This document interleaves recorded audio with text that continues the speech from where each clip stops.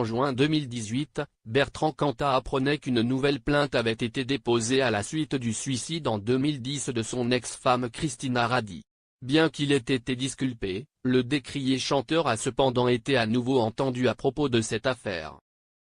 Le chanteur Bertrand Cantat a été entendu jeudi 5 juillet 2018 à Bordeaux dans le cadre de l'enquête ouverte sur le suicide de son ex-épouse Christina Radi, survenue en 2010, après la plainte de Yael Mellul, la présidente d'une association féministe, a indiqué le parquet vendredi à l'AFP. Bertrand Cantat a été entendu hier dans les locaux du commissariat de Bordeaux dans le cadre de la nouvelle enquête, la 4e en la matière, effectuée par la police judiciaire, ouverte à la suite de la plainte de l'association Femmes et Libres. A déclaré à l'AFP la procureure de la République de Bordeaux, Marie-Madeleine Alliot, confirmant une information du quotidien Sud-Ouest.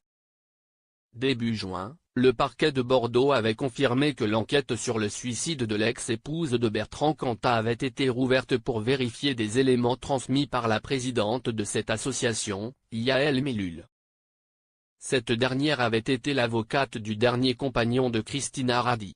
Elle avait précisé à l'AFP avoir été entendue par la police le 23 mai, à l'issue de cette audition, avoir porté plainte, comme une première fois en 2014, pour violence ayant entraîné la mort sans intention de la donner.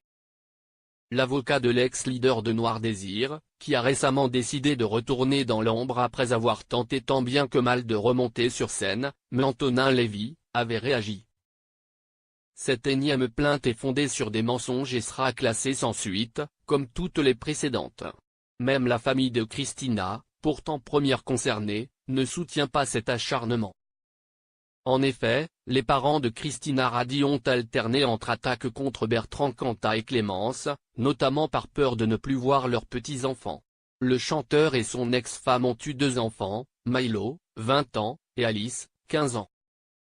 Selon la procureure, on s'oriente vers un classement sans suite dans cette affaire. Les précédentes enquêtes avaient toutes connu la même issue. Bertrand Cantat reste présumé innocent des faits reprochés jusqu'au jugement définitif de cette affaire.